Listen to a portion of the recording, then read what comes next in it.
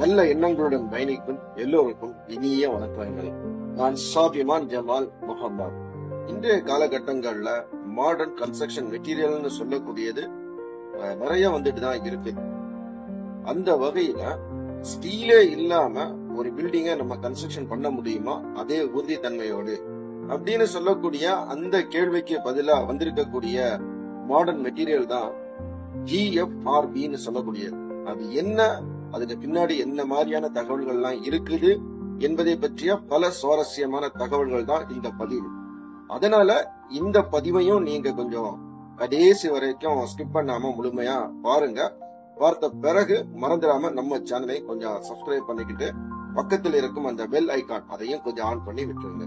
இது சனாஃபின் civil quantity surveying கற்றதும் கற்பிக்கப்பட்டதும். ஸ்டீலுக்கு மாற்றா ஒரு ப்ராடக்ட் மார்க்கெட்ல இருந்தா ரொம்ப நல்லா இருக்கும் அப்படின்னு சொல்லக்கூடிய சிந்தனை இப்ப ஏற்பட்டதான்னு கேட்டீங்கன்னா நிச்சயமா கிடையாது. 1930 அதற்கு முற்பட்ட காலங்களிலேயே இதனுடைய தேவைன்னு சொல்லக்கூடிய மார்க்கெட்ல இருந்திருக்குது. அதனுடைய வெளிப்பாடாதான் 1930ல ஓவன் கார்னிங்னு சொல்லக்கூடிய யூஎஸ் பேஸ்டு கம்பெனி ஒரு ப்ராடக்டை உற்பத்தி பண்றாங்க.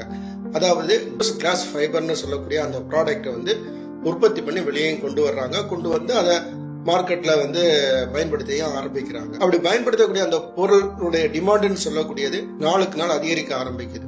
இதற்கு முக்கியமான காரணமா அமைஞ்சது என்ன நிகழ்வுன்னு பாத்தீங்கன்னா 1940ல வேர்ல்டு வார் செகண்ட் டைம்ல இந்த ப்ராடக்டை பயன்படுத்தி ரேடனுடைய கவர்ஸ், மிலிட்டரி எக்யூப்மெண்ட்ஸ் வந்து நிறைய உற்பத்தி பண்றாங்க. அப்படி உற்பத்தி பண்ணக்கூடிய அந்த பொருள்னு சொல்லக்கூடியது ரொம்ப உபயோகமா இருக்குது. அதனால இந்த ப்ராடக்டினுடைய டிமாண்ட்னு சொல்லக்கூடியது இன்னும் அதிகரிக்க ஆரம்பிக்குது. இப்படி அதிகரிக்க அந்த ப்ராடக்டினுடைய அப்கிரேடும் தேவைப்படும். அப்கிரேட் பண்ணக்கூடிய நேரத்துல அது எந்த மாதிரி உருவாகுதுன்னு பாத்தீங்கன்னா polymer resin plus glass fibre ரெண்டையும் மிக்ஸ் பண்ணி ஒரு புதிய ப்ராடக்டா உருவாக்குறாங்க. அந்த புதிய ப்ராடக்ட் தான் கிளாஸ் ஃபைபர் ரெயின்ஃபோர்ஸ்டு பாலிமர்னு சொல்லக்கூடிய GFRBன்னு சொல்லக்கூடியது. இதனுடைய கான்செப்ட் என்னன்னு பாத்தீங்கன்னா நான் மெட்டல் ரெயின்ஃபோர்ஸ்மெண்ட், அதாவது ஸ்டீலுக்கு மாற்றா இந்த ப்ராடக்ட் இருக்கணும். அப்படி இருக்கக்கூடிய நேரத்துல இத எல்லா இண்டஸ்ட்ரியிலையும் பயன்படுத்தலாம். குறிப்பா சிவில் இன்ஜினியரிங் இண்டஸ்ட்ரியில பயன்படுத்த முடியும்னு சொல்லக்கூடியதுக்காகவும் இப்படி ஒரு ஏற்பாடை வந்து பண்றாங்க. அதே மாதிரி இந்த ப்ராடக்ட் இப்ப வெளியே வருது.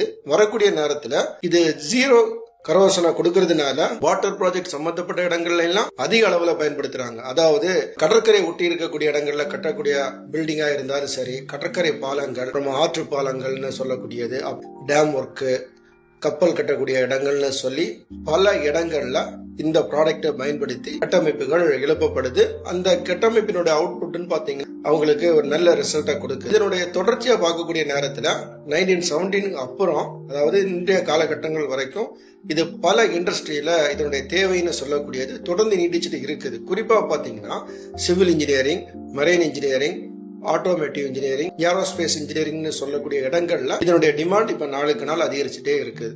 இது அவங்க முக்கிய காரணமா கருதக்கூடிய என்னன்னா இது லைட் வெயிட் மெட்டீரியல் இருக்கிறது மட்டும் இல்லாம டென்சில் ஸ்ட்ரென்த் வந்து இதுக்கு அதிக அளவுல இருக்குது.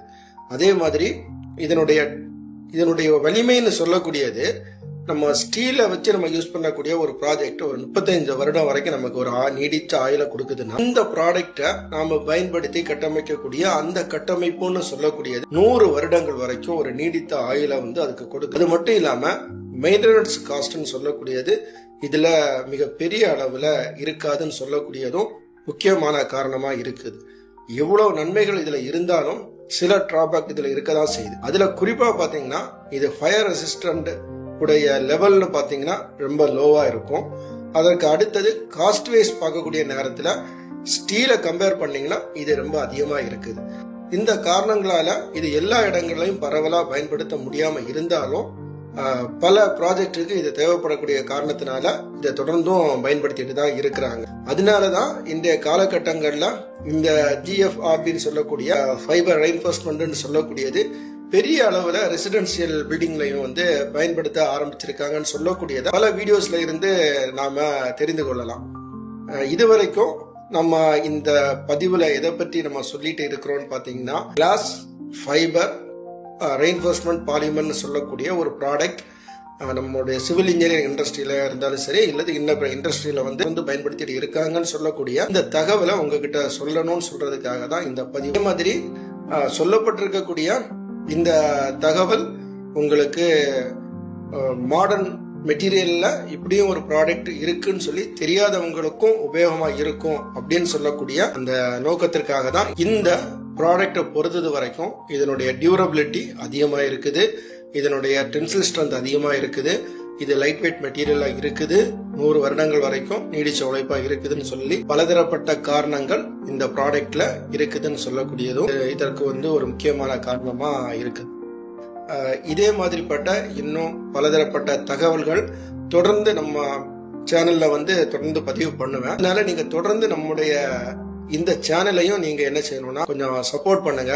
சப்போர்ட் பண்ணிட்டு உங்களுடைய ஃப்ரெண்ட் சர்க்கிள்ல நம்மளுடைய சேனலை நீங்க ரெக்கமெண்ட் பண்ணுங்க. அப்பதான் அடுத்தடுத்த வீடியோ போடக்கூடிய நேரத்துல இன்னும் பல சிறப்பான தகவல்களை சேகரித்து உங்ககிட்ட நான் சொல்ல முடியும் அப்படின்னு சொல்லக்கூடிய எண்ணங்களோடு இந்த தகவல் உங்களுக்கு பயனுள்ளதா அமையும் என்ற நம்பிக்கையில இந்த பதிவை நான் இதுல முடிக்கிறேன். மீண்டும் அடுத்த ஒரு நல்ல பதிவில் நாம் சந்திக்கலாம். நன்றி, வணக்கம்.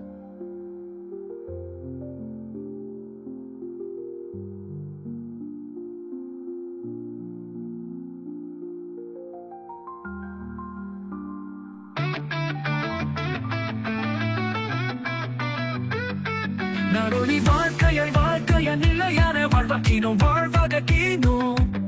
மண்ணின் உயிரில் நம் கனவுகளை செதுக்கினோம். பெப்பரும் பென்சிலும் இல்லாமலே பல அதிசயங்களை கற்பனையால் வடிவமைத்தோம் நம் கண் முன்னே. நாம் சிவில் என்ஜினியர்கள், நம் கையில் மந்திரங்கள். நாம் சிவில் என்ஜினியர்கள், கனவை நிஜமாக்கும் சூத்திரங்கள் எங்கள் சிவில் என்ஜினியரிங். உலகம் பார்க்கின்ற அதிசயங்கள் நாம் கனவுகளே. குடிசை முதல் கோபுரம் வரை உருவாக்குவோம் நம் கனவுகளை நனவாக்கி வாழ்க்கையை உயர்த்துவோம். நமக்காக எல்லாம் நமக்காக. கடலையும் மலைகளையும் கடக்க நமக்கு சாலையும்